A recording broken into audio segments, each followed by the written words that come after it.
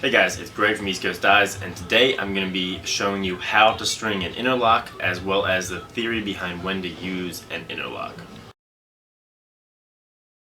Alright guys, so today we're going to learn how to string an interlock and also what it is and when to use one. So after I explain a little bit, we'll have the tutorial on how to do the actual interlock.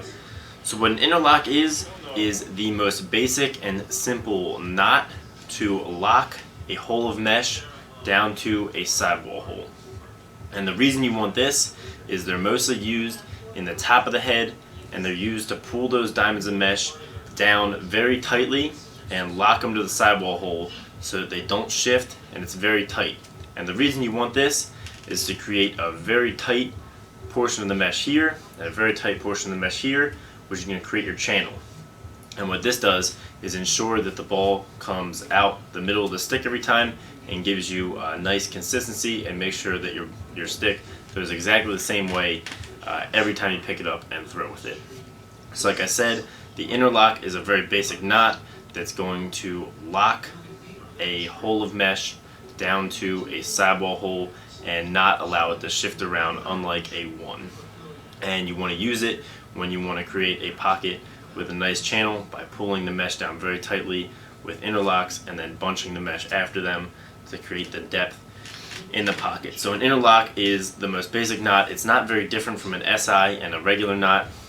They can really be interchanged. I find the interlock is actually a little bit looser than the SI and the knot, but it's also easier to string and easier to unstring. So now I'll show you guys how to string one. Alright guys, so now I'm going to show you how to do the interlock, which is the most basic knot you're going to use in a lacrosse set. So you can see here I've got my string and the next mesh hole that I'm going to use.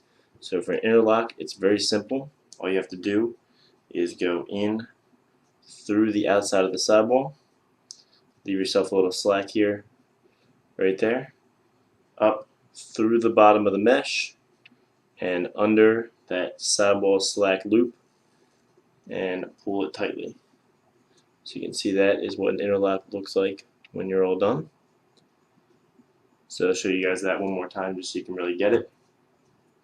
So first, you want to go in through the outside of the sidewall, leaving a loop in the sidewall, come up through the bottom of the mesh, and then under that sidewall loop, and then you just pull it tight. So there you have two interlocks right there.